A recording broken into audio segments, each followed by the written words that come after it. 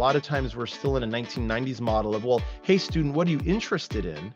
And then therefore, oh, then you may like this major in this career. Most of our learners have not had exposure to certain things. How can they really express a meaningful interest in something if they've never even been exposed to it? Do you agree or disagree with this statement? I like to work with stocks and bonds. Well, how many ninth graders do you know have experience with stocks and bonds? So on that scale, that's not a well-informed answer, but that's one of the variables that determine, well, whether or not they should go into high finance or not. Well, what if you have a learner that has a really good aptitude for high finance, but has never been exposed to it yet? Well, then they're not going to express a self-declared interest in it, but they might be really, really good at that. And it's this untapped potential that I think is our job is to identify and then pull that out.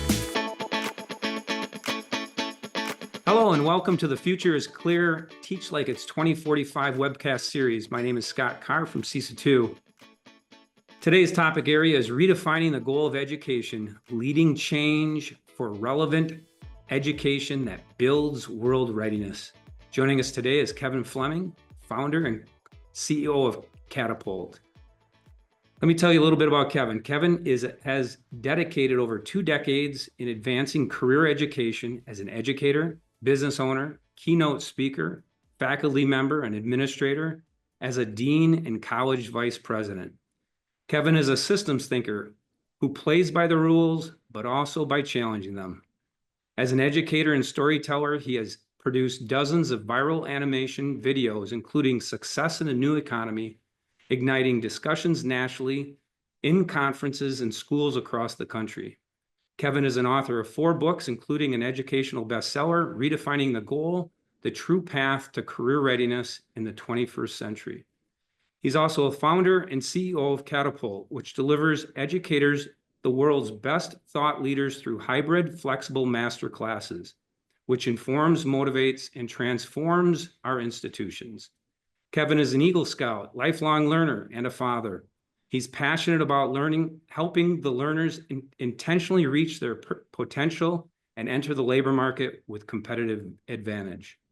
Truly excited to have Kevin with us today. Welcome, Kevin. Hey, thanks, Scott. You read that just the way my mom wrote it. Well done. I know. I stumbled over what your mom wrote. I apologize. I do it every time, but you're good, man. I appreciate it. Thanks for the opportunity just to get to talk with you a little bit about what we're doing and what CESA 2 is doing, and just joining the tribe here. Yeah, I'm looking forward to it. So how are things going? My question is, does your year start out the same as us as educators, right? It's kind of like a season. We start out in a little bit of August, but then we kick-started off in September. So many of us now, we used to have a seasonality to the year where there's actual downtime. I think now there's no downtime. I mean, maybe you get a little bit off in the middle of the summer, but it's just always between conferences and the academic year, the rhythm thereof. It's always busy, but it's good busy. I mean, right now, we're recording this in the middle of the fall. We're right in the thick of it. The holidays are down the tunnel a bit yet, so people are still heavily engaged and active for at least a few more weeks. But yeah, it's been every fall's has been great. It's been a good semester so far. Yeah. I got to tell our listeners kind of how we met, and a little bit of the funny story behind it is that I think midsummer, early summer, we connected. I learned a little bit about you and Catapult, but I must have been, I was listening to your podcast with Sylvester probably the 5th time at least, and I finally caught on that you're the voice behind those animated videos, and I reached out to you via email and I said, "Oh, you're the voice. You're that guy behind those videos." I probably in the last 5 to 7 years, I've used your videos over and over and over to drive that mindset shift a little bit, but it's a good story. I appreciate the opportunity that we've been able to get together and kind of become friends. I really appreciate it. No, ditto. And I love that. I get that every once in a while. I'll finish a keynote speech at a national conference and someone will come up to me after almost every time and say, "I didn't know how I knew you until halfway through. And then I recognized it. Like, I play your video every year to my students." And so, yeah, it's like, I should just maybe start with that in the bio that he's the voice of. But no, I'm glad you caught that. Yeah. It's good stuff though, right? I mean, it's what we need. It's what we need to help us drive a better direction, I think, in education. But Let's start here, your journey. Tell us a little bit about yourself. What's been your journey? How'd you get where you're at? Yeah. Well, that video is actually a great kind of place to start. So when I'm an unlikely advocate for career readiness and career connected learning and CTE, because I didn't grow up with that, right? I was comprehensive high school, went to university and started working in the education sector. And I was out in the world really promoting our academic programs, and I was a college director at the time, and I started realizing that the communities were hungry for understanding the alignment between our programs and then life after graduation. Yes, parents, and especially, parents would ask, hey, like, what should my child major in, or what are the best Mhm. programs to ensure, they would complete the sentence different ways. What are the best programs to make sure they have a good life? Or what's the best program to get a good job? What's the best major so that my kid moves out of my house? However they want to phrase it. Right. And so that's thus the animated videos that really help to demythify and explain to people the realities of the labor market, the realities of a changing educational climate. And so for me, I mean, I went through the traditional educational trajectory. I came from community college world in the longest duration. So I was a faculty member, an administrator, eventually a dean, and as you mentioned, a college vice president. And I found myself really in a happenstance sort of way discovering career and technical education, work-based learning, career development. And it's not something that a lot of us studied or had the advantage, to learn about, going through the process ourselves or in school. And I found it fascinating because it filled the gap in so many ways of what our traditional system does, which and our traditional education system, K through 16, does a number of things very well, but it Mm-hmm. is so overburdened and it is so stretched. And then we don't get the outcomes that we want to see. I mean, as a nation, our when we compare America to other countries, our scores are not great.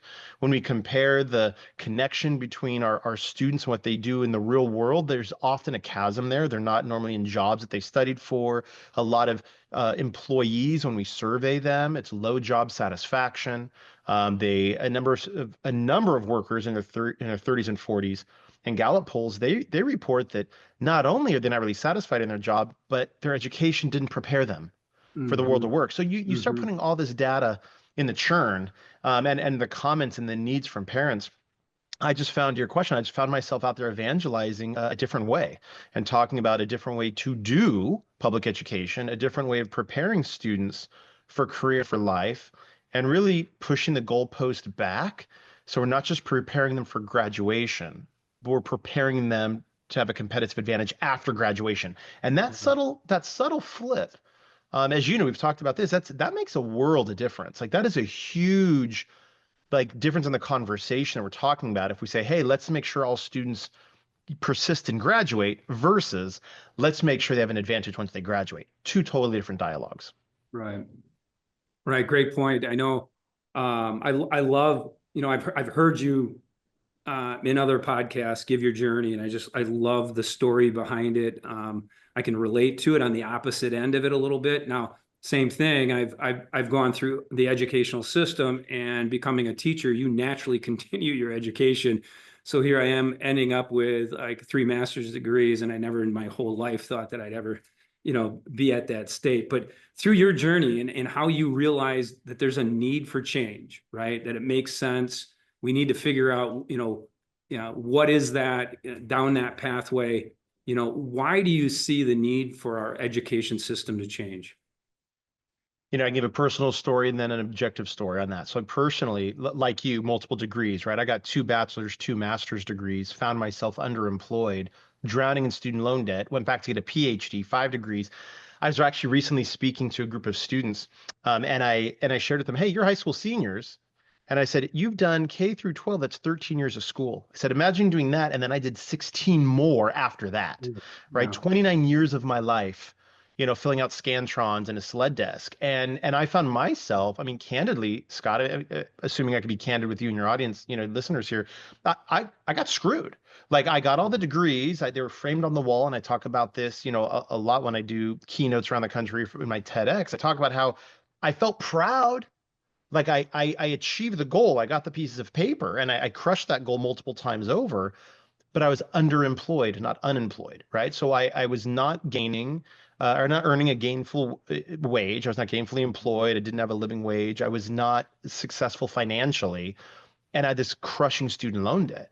And so part of my journey, personally, is realizing what lifted me out of working poverty was not an additional post-secondary degree.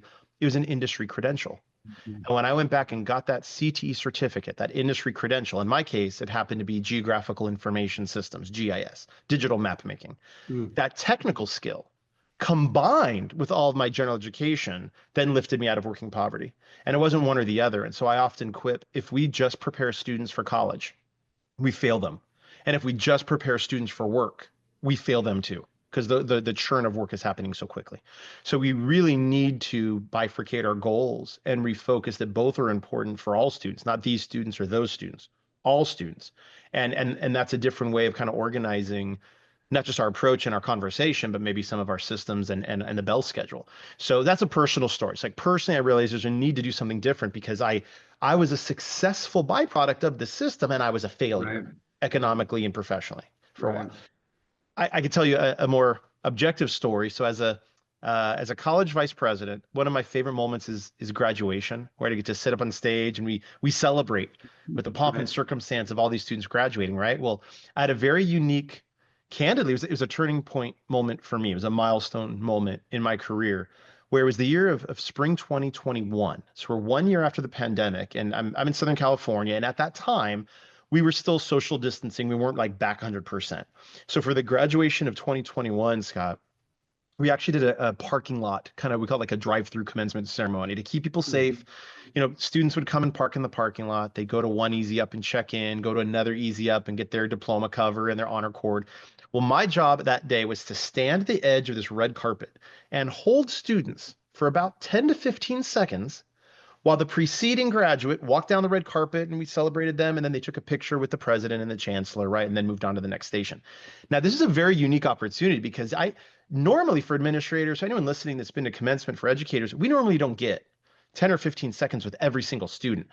It's too long of a period of time to be silent, but not long enough for like a super long Yeah. conversation. So I found myself pretty quickly just saying, hey, congratulations, what's next? And we had over 400 graduates that day. Wow. And I expected, Scott, to hear stories of jubilation and of next plans and of what they were going to do and excitement. And I didn't hear that. I mean, I heard that from about a quarter of the people. About 25% of the graduates that day had a plan. Congratulations, what's next? And they would say, oh, I got a job or an internship, or I'm already working, or I'm doing this to be an example for my kids, or whatever it is. About a quarter. About half of the students just had a vague answer.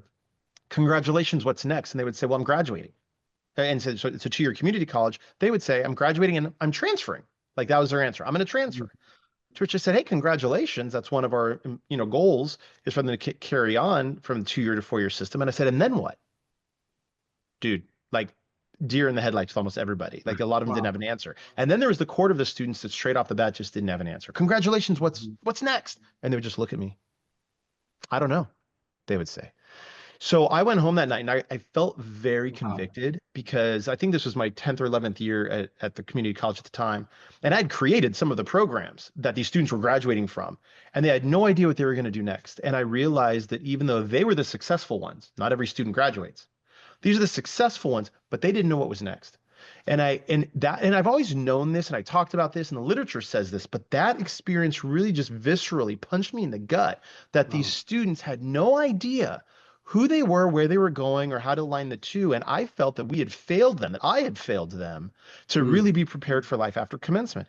And I mean, we would have an institutional goal of getting students to graduate. Like that was the end game for us. We pretended that was the final destination and the end goal for the students, but it's not.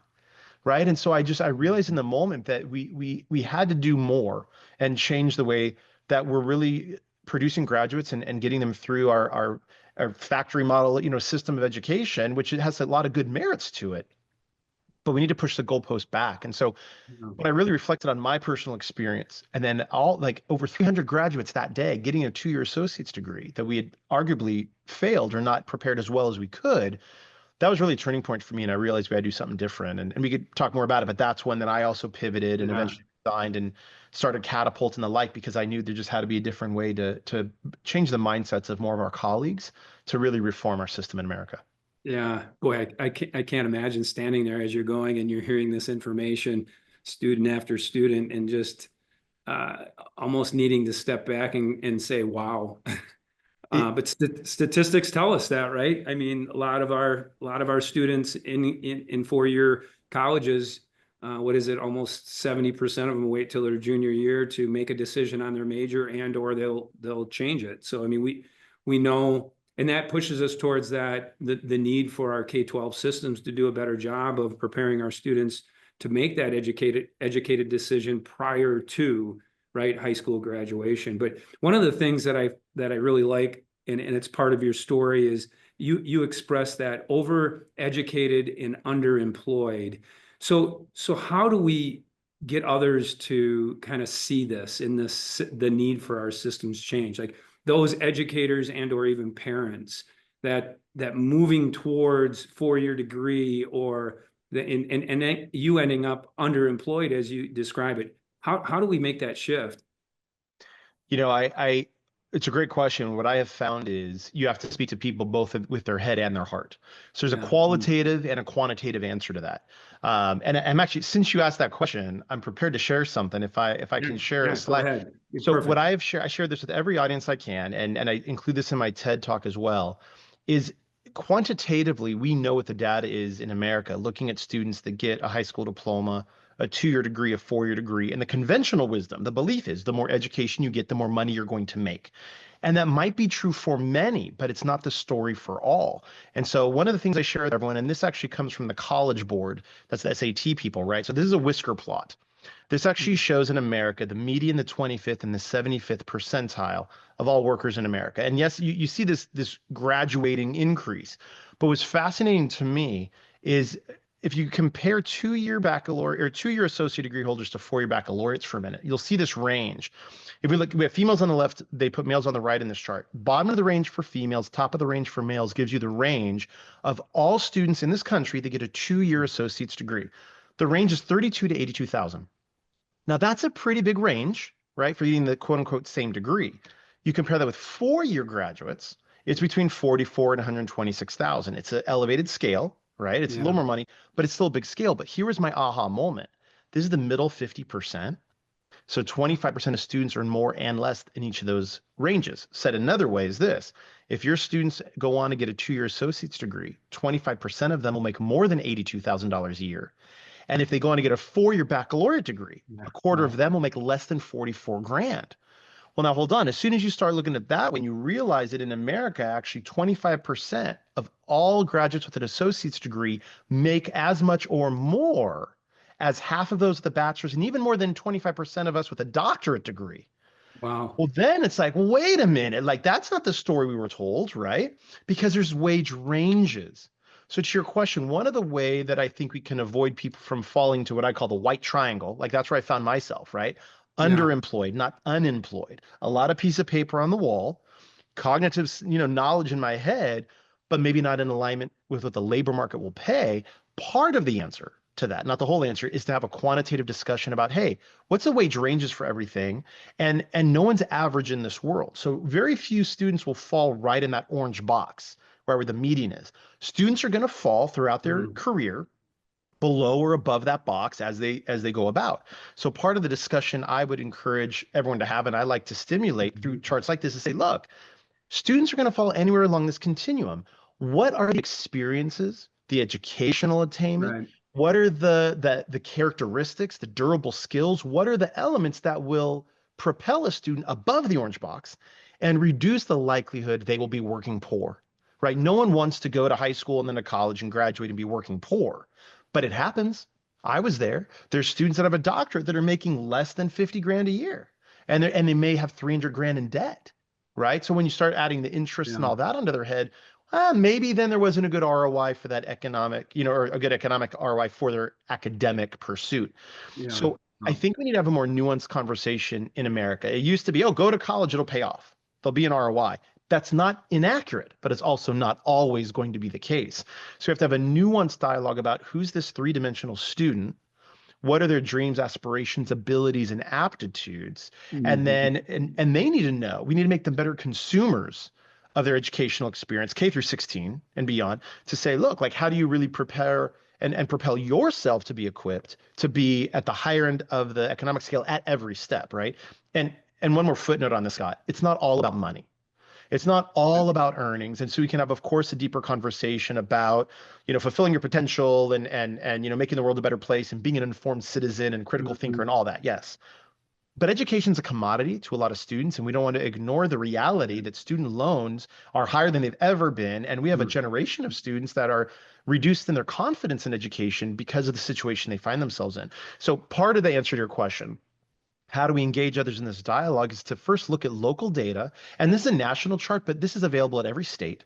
And say, hey, in Wisconsin, like, what's the range of earnings? And let's have a real conversation about, given a certain district or a certain metropolitan statistical area, the MSA, what is the actual reality? What's the actual data of student success? Who's Mhm. getting through high school and graduating and making a good living? Who's going through any post-secondary and making a good living? And what's the percentage of students, because there is a percentage, that is actually at a disadvantage for going on and pursuing a lot of higher education? And that's a different conversation than I think we've historically had. Yeah, for sure is. For sure is. It kind of takes me back to when I was younger, and I've heard you talk about this also.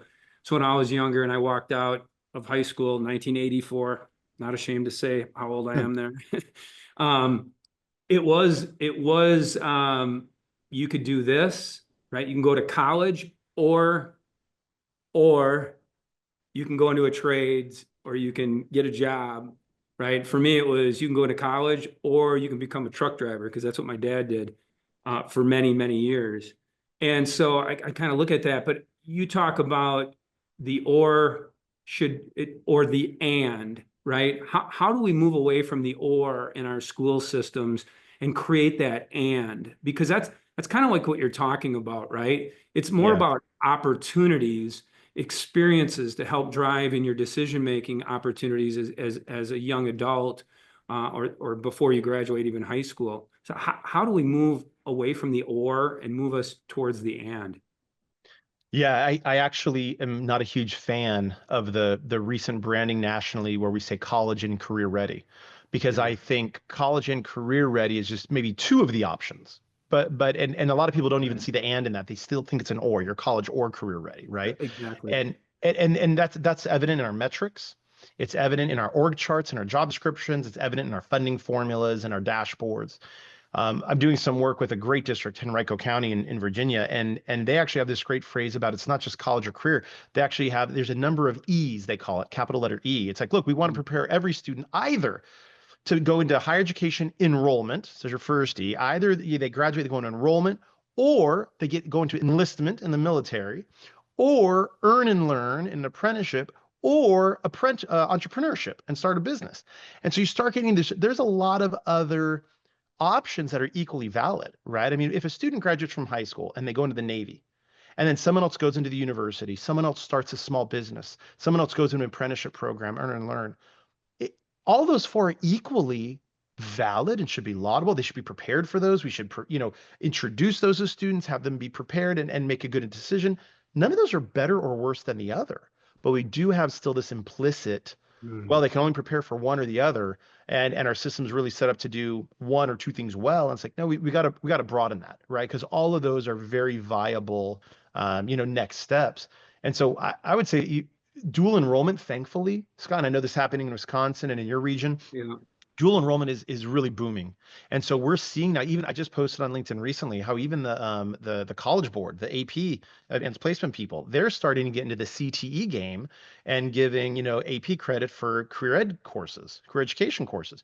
So we're starting to see this juxtaposition, this blurring of the lines between, taking a CTE pathway that's also for college credit through dual enrollment, that also has an industry credential embedded into it, Right. and it's Right. also part of of a youth apprenticeship program. Well, now that one course is hitting a bunch of different, nodes, and it's no longer one trick pony. And so, I mean, arguably, if we have any course that's doing just one thing, it should be looked at. And how can it do at least two things or more? Because I think we don't have a crystal ball. I mean, candidly, we don't know what's going to happen to our students 1 year, Mhm. 5 years, 10 years after they graduate.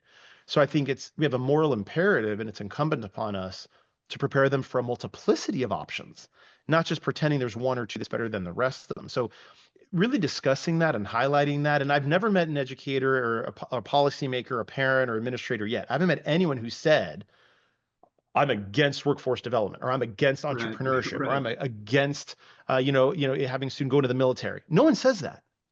But we look at where our efforts and our dollars are going. We spend a heck of a lot of time on college application processes and college tours and going to the Mhm, university. And mhm. how much time do we spend on entrepreneurship training or ROTCs or military enlistment processes, right? Mhm. So it's easy to see that we are very over time we've gotten a little tilted, a little swayed. Yeah, I'd agree. Sometimes I think we get cart in front of the horse a little bit with some of the what. I mean, because you make a good point. We're advancing our dual enrollment opportunities. We're stretching it, out there a ways. But where does that alignment take place to the intentful direction of our students within our educational system? Are our students chasing credits at a higher level through dual enrollment, or is there the true alignment to the intentful plan that they might have in place, right? Right.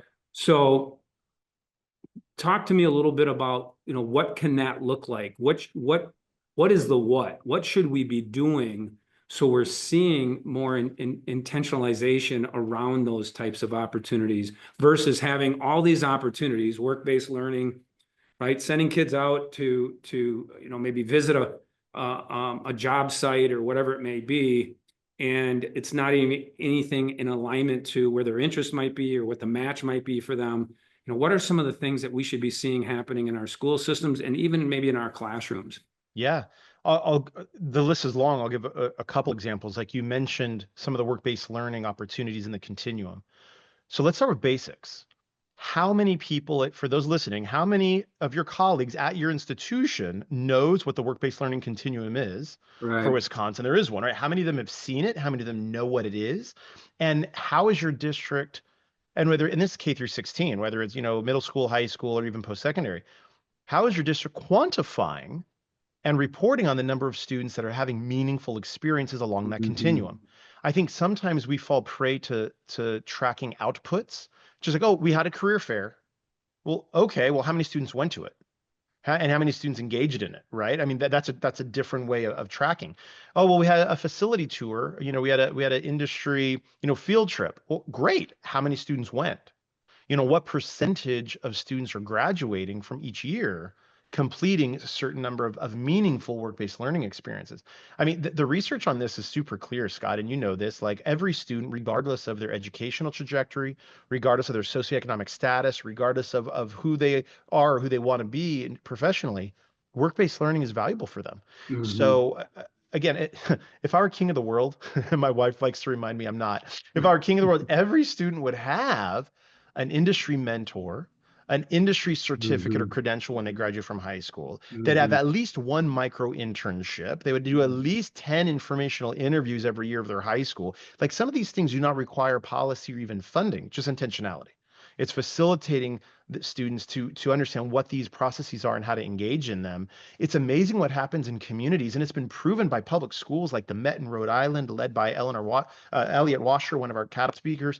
They talk about how you could take a community and easily, relatively, nothing's easy, but it's simple to connect community mentors so that every student can have engagement with someone that's not their teacher, not their parent, in a safe environment to get exposed to the world of work and industry clusters they didn't even know existed. And so there are a lot of examples in how to do that. And so I would say, just starting with the basics of what is the work-based learning continuum, for Wisconsin that's being utilized and tracked, and then measure how many activities and engagement points are student getting at each one of Mhm. those sections.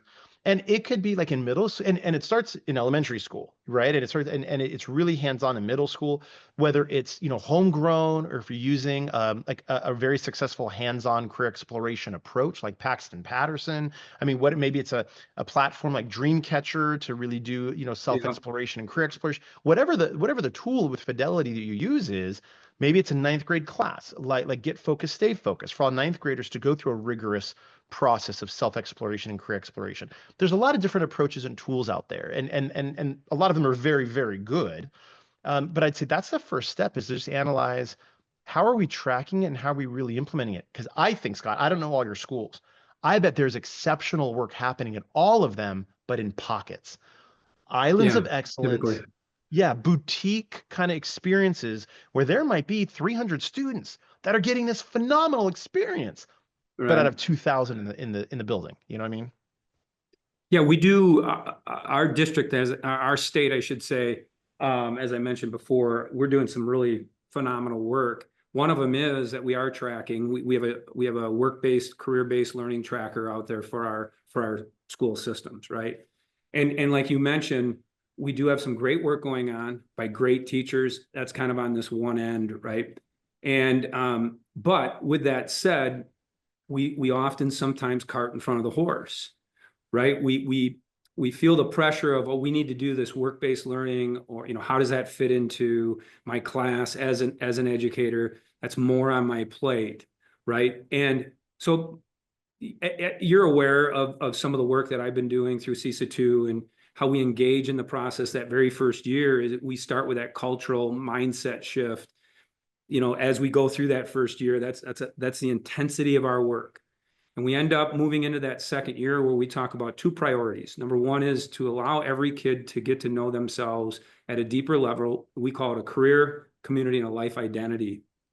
And then after that, we move into what we look at as a career, community, life connected learning process. But it takes us a year to a year and a half to get to that level, right? And that's where we start to see the opportunity. About year 2 into year 3 is where we start to see that real engagement of work-based, career-based learning be able to take place within classrooms.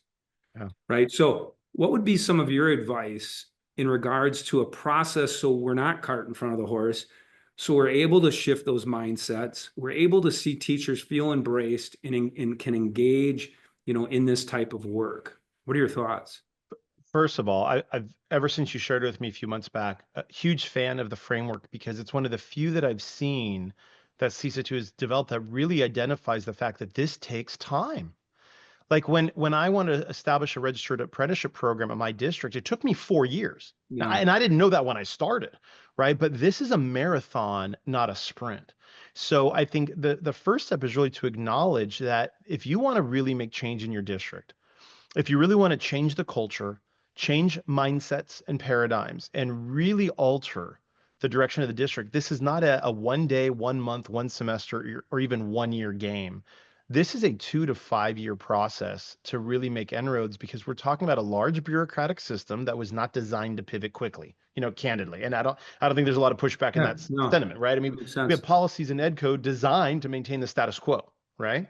So this is really a long-term game, and it requires, to your question, it requires a coalition of like-minded folks in your district.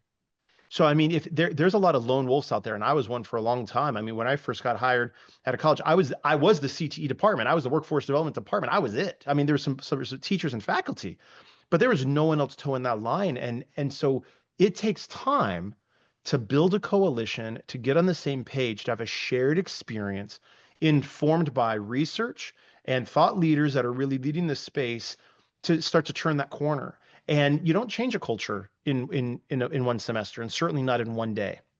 It requires, the analogy I always use, Scott, is it's an IV drip over Mhm. time. It's not a Yeah. bucket of water once. Like you can't go to the gym for 9 hours on 1 day and get ripped. You won't see the results. But if you do it 20 minutes every day for 3 months, you're gonna see the results. So it really isn't, again, what I love about the framework that you laid out is it's a bite at a time. It's an IV drip every month, every 6 weeks, every other week. There's a touch point, and it's a very intentional way of introducing additional people into the conversation. Because in every district, I would imagine, again, I don't know every district in your region, but there's going to be one or two people that totally get it. They're bought in. Yeah. The framework, the philosophy, career, college, life, read, like they get it and they're on board. But on the other side of that spectrum, in every district, there's going to be a few people that don't get it and they disagree when you first say it. They're like, no, that's not what we're here for. We're here just to fill in the blank, right? And so the task becomes over time How do you buy them coffee? How do you bring in a speaker? How do you go through masterclass? How do you introduce them to concepts? How do you get them to hear Mhm. part of this of your your webinar series? Like, how do we start to really crack that shell a little bit so that over time they hear it? There's not a silver bullet. They hear it over time from a lot of different places in a lot of different ways. Yeah, totally agree. Um, as a part of our state, right, our ACP work, which is academic and career planning, became public law back in 2017. And even last year we called like a redo. And I'm really excited about the fact that our state is actually recognizing the fact that this is more about the why, right? The systems change, what really being able to step back and look at, what is it that we're doing and are we doing the right thing? I start with when we move into districts and have that initial conversation, I start with the question, what's our fundamental purpose of an educational system? And we often don't back ourselves up to that level and ask that question. But more importantly, we don't allow that question to be asked to every educator in our system, which Yeah. which moves into that concept of that ownership, the accountability, which will lead to accountability, right? And I don't know what your second question is, but I'd be curious. I mean, after you ask that question, what's our fundamental purpose? I mean, what I would love to ask next is, well, then how are we measuring our success of that? It's 100% is exactly Right? where we go, right? And it's interesting because that's on one end of our of the process itself. That's on one side is what's our purpose. On the other side, what's our outcome? Yeah. And so we drive that outcome process with the portrait of a graduate, right? Those are our promises, to our students. And if any portrait you've ever looked at, right, is all about durable skills, Yeah. right? You don't ever see really anything in there that's that technical achievement based type skills. And then what's in between what we do is we take a look at, well, what are our strategic priorities? And our strategic priorities land on what I call above the line. And then what are our strategic resources land below? And about what I'm finding in that first year is about 95% of what we're focused on are all resources.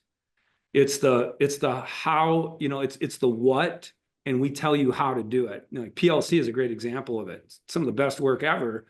But when teachers are told they have to do it and here's how to do it, it becomes, compliance and a hoop that they're jumping through. And we recognize that a lot of that conversation is the same in our classrooms, right? And so with that said, it goes to that cognitive dissonance that you talk about in Mm. your TED Talk, which I love, man. I play that a ton for school districts. It's these promises that we make, right? And when you walk out the door, it's like, what? Really? Right? I love that part of your TEDx. There's so many, when you really start outlining it, there's a lot of cognitive dissonance in our system. Like Yes, we a say, we're lot. going to create informed citizens, but then we never talk about citizenry. Or we Yeah, say, we want to partner with employers, but then we make it impossible for them to come out of the classroom and actually interact with our kids. Right. So we have so much rhetoric that right. sounds good on a mission statement. It looks good on a poster on the wall. But then we really get down into what it looks like to actually teach that. Oh, we want them to have technical skills. Oh, but we're going to ban cell phones and no AI.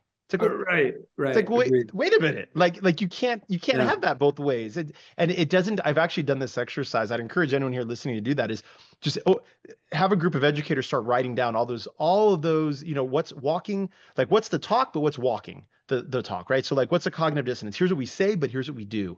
And it's a Yeah. long list, man. And we all, I can almost see an SNL skit because it's almost humorous. Right. Like how the rhetoric is one thing, but then our actual actions are something else. Yeah. Well, I mean, another comment you made on your TED Talk is, right, how do you say it? The goals that we set will define how we play the game. Yeah, 100%. How we define the goal always defines the way we play the game. Yeah. And so, I mean, you think about it, when I heard you say that in my head, I went, what does the inside of a classroom look like? What does it feel like? What does it sound like? And this is by no fault of teachers by any means, right? We're conditioned in a way and also programmed. This is what we do, right? That's an apprenticeship through observation. It's like we lived it, we know it, this is what we do. But it took me back to go, wow, yeah, totally. Our goal is achievement. Our goal is, state test scores. So But here's something I want to ask you. And I'm sure you've seen the new advanced CTE career wheel, right? I have, absolutely, yeah. Yeah, great work. Great work. What I love about it is sometimes I have this euphoria where I'm like, oh my God, the work that I'm actually pulling together in these frameworks actually, wow, this really makes sense. Other people are thinking the same way because at the very center of it, it has that cluster grouping where it has that purpose-driven meta sectors or whatever they call it.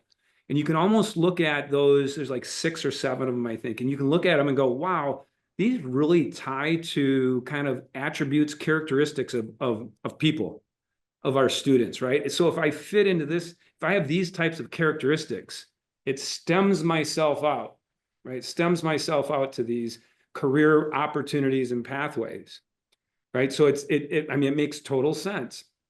How do you see this developing itself in schools? How can we bring, because that's at the root of that work that I'm telling you that I'm invested in, is at the front end. We want to know our students' attributes, their characteristic traits. Who are they at their core? Has a very natural match. So we don't have to wait till we're 35 years old where we finally find our purpose, right? So how do you see this developing in schools? Yeah, first of all, I like that wheel as well. And I hope a lot of districts really take a look at that with an eye towards graduation requirements and the core curriculum. Because I think there's some of those durable skills, and when you look at the center of that wheel, we're missing the mark oftentimes in what are the baseline requirements for just getting out of high school. I think we still have a 1970s model for some of our approach to those core requirements, and I think that wheel does kind of help give a fresh perspective, a revised frame on how we really should be preparing students for graduation and beyond. So yeah, I love that approach as well. And I also like that it's not fixed, but it's very fluid in terms of seeing the interrelationship between those skills across industries, because we know there's transferable skills that go across all industries. So yeah, I want to say I love that wheel as well. You talk about interests and pursuits, and the thing that I candidly, Scott, sometimes still get surprised by is by how many students end up progressing through our educational system and they've never really had a meaningful self-exploration process that aligns Mhm. their personality, their passions, Mhm. their interests, their aptitudes with education and careers and industries and the world of work. Like that, and this isn't, it's not a mystery. We've solved this. We know Right. what it looks like, and there's a lot of groups that do it. And it saddens me, candidly, when some districts say, "Oh yeah, we use a platform, and so they all do the Holland code, and we send out the link, and students can do it on their own." And I Right. say, "Oh, that's great. Well, how many students do it? Oh, we don't really know. We don't really track that. There's no requirement for it, or we don't really do anything with it." And it's like, well, then you're not really at scale. We're not really committed then to really understanding the alignment between the student education and work. So for many years, I've said, the goal is not just to get them to graduate. The goal is to identify and then facilitate the alignment between their personality, their potential, which we could call their aptitude, not their interests. And that's another kind of footnote is a lot of times we're still in a 1990s model of, well, hey, student, what are you interested in? And then therefore, oh, then you may like this major in this career. And the problem with that is, just as a footnote here, Scott, I know a lot of your listeners know this, is that most of our learners have not had exposure to certain things. So Mhm. how can they really express a meaningful interest in something if they've never even been exposed to it? Case in point, one of the questions in the Holland Code inventory, which has its role, one of the questions is, do you agree or disagree with this statement? I like to work with stocks and bonds. Well, how many Right. ninth graders do you know have experience with stocks and Right. bonds? Right. Right. So on that scale, that's not a well-informed answer, but that's one of the variables that determine, well, that whether or not they should go into high finance or not. Well, what if you have a learner that has a really good aptitude for high finance, but has never been exposed to it yet? Well, then Right. they're not going to express a self-declared interest in it, but they might be really, really good at that. And it's this untapped potential that I think is our job is to identify and then pull that out. So that's why for me, it's the alignment of the personalities, the potential, the aptitude, and then aligning that with their passion, their purpose in life, and then ultimately their profession. And then that reverses engineers into, well, therefore, here's the pathway you should take. Here's the Right. courses we should schedule you for. Here's the college major you may want to produce. Here's the military branch you may want to look at. Here's the apprenticeship program that might be good for you. But you can't make that course selection guidance piece without the pre-work of that alignment of really who they are and what they have the potential to be great at, right?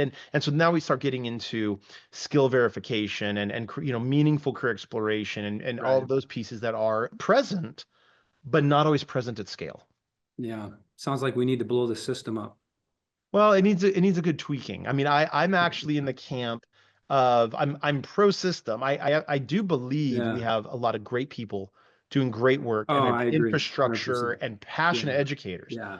The problem is in the last generation and a half, arguably 2 generations, we've going back to your previous point, we've defined the wrong goal. Right. We've defined the goal 100% of our agree. system as enrollment, persistence, completion, and college going, right? And if we do that, oh, then we're a success. But then we look at now the results of that, and we actually, oh well, actually, most of them that say they're going to go don't go to higher ed, and those that do go, we don't have 100% graduation rate. So actually, we're patting ourselves on the back for the majority of students that don't persist and get a Yeah. bachelor's degree. And spoiler alert, that's okay, because our labor market can't absorb or support 100% of our residents all getting a master's degree in philosophy, right? So that's the conversation is we need to redefine the goal to your point. If we have that profile of a graduate, how do we implement it? How do we track it? What are the right questions we ask our student? Because we shouldn't just be asking them, what college are you going to go to? What major are you going to pursue? That could be part of the conversation, but that is an insufficient dialogue that may not even be well informed. So we really Yeah. have to pivot the goal towards aligning their personality, their aptitude, and their profession, and then equipping them in a variety of ways in and out of the classroom. And again, that if we redefine the goal that way to really help them be their best self, that would be a totally different education system. Yeah. Agreed 100%. And one of the pieces that I really have enjoyed with the work that I've been doing, well, one, I work with districts that want to do this. So Yeah. that makes it really excitable. Two, we do just what you just said. We reflect around the goal that we've been setting, and a lot of the times it's around a goal that we're pushed towards, right? Our system is defined for us a lot of the Yeah. times. 100%. And yeah, and where I was headed with this is when I get to the opportunity to work with teachers, that's probably the most enjoyable part. And I'm working with a couple great teachers. I gotta drop a name here. Morgan Huntley from Delavan Darien School District is doing an outstanding job with this work. And we converse back and forth and meet, weekly and talk about it. And she's come to this, wow, this is the way it should be. But I love when Sylvester asks you, what does education look like down the road? And that footprint is changing. I'm Yeah. actually living it with teachers on the fact that this is actually happening. But one of the pieces, and I'm interested in your thought on this, is we do lean into products, platforms to do some things for us. And I know when you mention it looking different, the actual, how would you say this? The responsibility or what we're called as teachers actually will change. And that'll help us in shifting our roles and what we do within our classrooms. Yeah. Yeah. Talk a little bit about, kind of what you meant by that and what that looks like down the road and how can we get there? Yeah. So I believe words matter. I mean, my fourth book is called Words Are Your Superpower. And I think the way we frame our role and our goals is everything. And so our job description, I mean, think about a teacher or an instructor provides information one way by definition. They are the sage on the stage that instructs and commands and dictates information. What if we changed everyone's here's just my magic. If I had a magic wand, Scott, right? I would change everyone's job description. And we would no longer be teachers. We would be called facilitators of learning. Yeah. Or that's like a whole or coaches of personalized learning. Whoa, now hold on. If I'm a coach of someone's personalized learning trajectory, that's a very different relationship, dialogue, and skill set than saying I'm gonna have standards that I'm gonna feed you. I mean, the model there, we almost think like students are an empty vessel that we're gonna pour knowledge into, as opposed to they're soft clay that needs to be molded. Totally different approach. So I mean, if we were coaches and facilitators instead of teachers and instructors, I think that would change a world of difference. If our schools were really architects of human development, and oftentimes when I work with counselors a lot, I think counselors are highly needed and underutilized, sometimes Right. misutilized not able to do what they were trained in school to do. We give them 100 and other, 11 other tasks. They're having a walkie-talkie in the parking lot and proctoring tests and all of that. They're supposed to be, helping with psychosocial behaviors and encouraging healthy mindsets and setting up patterns and knocking down real or perceived barriers to equity and prosperity. But we don't give them a chance to do that. And so I think, instead of them being school counselors, what if they're architects of human development? Whoa, that's a Right. whole different approach, right? So I do think we need to have a lot more of a role of being architects and facilitators and coaches, and less so about just information providers, because especially in today's world and it's been going on for over 20 years with the internet, right? I mean, information is everywhere. Like, we don't have a commodity on that. We don't have a patent anymore on giving information. And frankly, even though we have some amazing teachers, like, students can get information in very engaging ways. It's not always sitting in a sled desk in a classroom for hours on Right. end.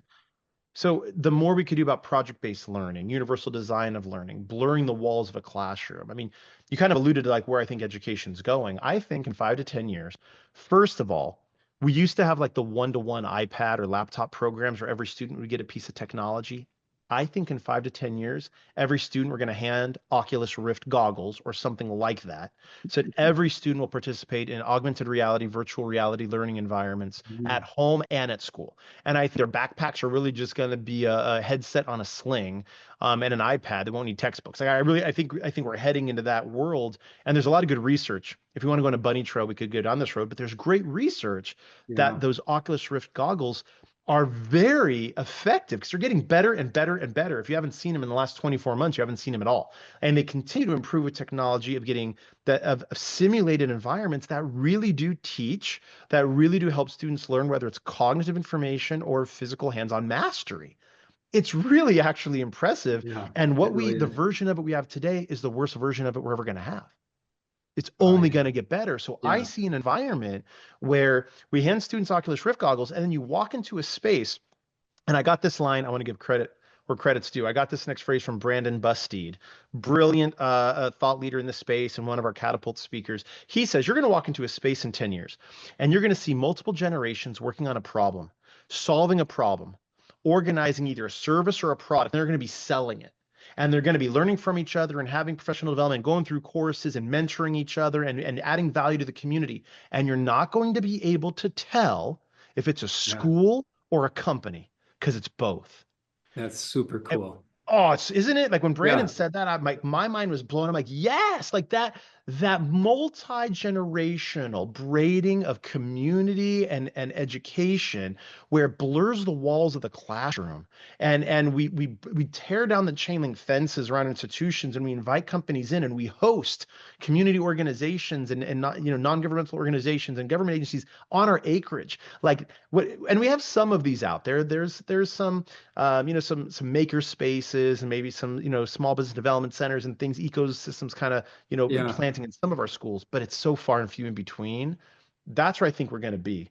And I think when we'll laugh in 10 years from now when we pull up this clip and we watch it again, because I think that's going to be our reality in about a decade, maybe sooner. Yeah. It gives me goosebumps, quite honestly, as I think about that. And, one of my passions for this work and in trying to really have this radical change or help school districts go through it is really, it hinges on, what I saw my own two kids go through, let alone also myself, right? I had no connection to the school system. And so I really hope we can get to something like that. We're working hard at it. I really appreciate all that you do and all that you've done. I do want to talk real quick about, as we exit here, we're getting near the end, a little bit about the conference that we're looking at having in April, or we are having in April. And I really appreciate the opportunity that you're offering for us to get involved with it. You're going to enter and come virtually, which I'm excited about. Wherever we're at with that, I do want to talk a little bit about Catapult and the fact that we're trying to help promote that. I think it's really a valuable resource. It brings a higher level of how would I say this, understanding around what we need to be doing in our educational systems to a level of something I can't bring, to a level of what our CESAs I don't think can get to. So I think it's a really valuable opportunity, and I'm hoping that we can push through with some of these pilot schools to give it a shot and be able to represent that when we get to April and talk about it. But I really appreciate the opportunity to work with you around that. Yeah, I'm excited. I'm thankful that we have a couple of schools in your region with partnered and with the leadership of CESA too, that's going to go through some Catapult master classes this spring, and they're going to talk in April in the conference about the impact this can have. And in a nutshell, what it is how we learn as adults and our professional development that we go through. It really is piercing the head and the heart from diverse voices over time. It's that IV drip. And so what Catapult, what I'm excited to bring to your region is we have over 40 thought leaders, subject matter experts, dynamic speakers. These are international speakers that are on the forefront of really everything that you're doing, Scott. Your framework about personalizing learning, about career-connected learning, preparing students for life, not just graduation. And these individuals are really titans of our industry doing this, and we've put them all in one place. And what Catapult has done is then delivered them in a hybrid modality so that every employee at every school in your region and throughout the state can truly understand and have this dialogue and pick their brains and wrestle with these issues and start to change culture, because none of us can do it on our own. And in fact, it's an ancient proverb that says, you are never a prophet in your own land. So even if you're evangelizing it, we need external voices and people to come in and bear their experience, their research, and other institutional research to show our colleagues why this is important, what it looks like, how it's been done, what our next steps can be. And at the end of the day, really bring more people into this conversation. Get more people to understand the why. Let's have that light bulb moment for them where they suddenly hear one of our speakers and they realize, oh, that's durable skills, or that's why work-based learning is important, Right. or that's why hands-on career exploration is important. And whatever, there's a lot of those light bulb little triggered moments. And so to be able to provide those at scale to a whole building, to a whole district or a whole region, to really bring the best, really the best minds in the whole space down to the level that we would never otherwise be able to afford to do. We're committed to making education relevant at scale for every student every day. And I'm just really excited to partner with CESA too, and with you, Scott, and to make this happen as part of your framework to support your schools and to really get all of your education disruptors that are in your region that's doing this work. We're excited to just put some wind underneath their wings, help them to jump a little higher, run a little faster, and accelerate this process. We know this is going to happen. We know the trajectory we're on is not sustainable, and it's not successful, and it's certainly not student-centered. So we're just going to accelerate that tipping point so we can preserve the strength of our system, but really tweak it back to what it once was, to have it truly be personalized learning for every student. And so I'm excited to go down that journey with you in some pilot schools this spring. Yeah, I'm a huge fan of it. And you, Kevin, I really appreciate you taking the time today.